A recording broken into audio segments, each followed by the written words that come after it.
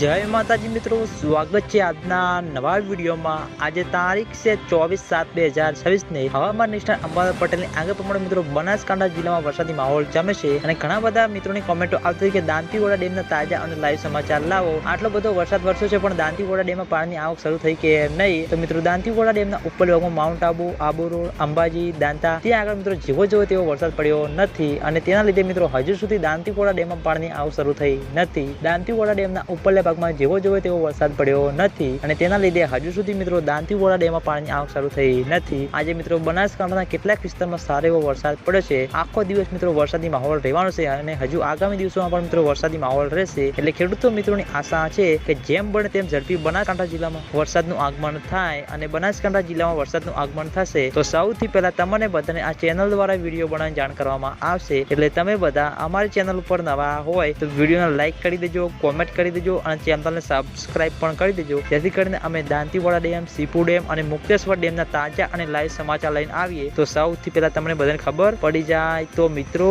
જય માતાજી।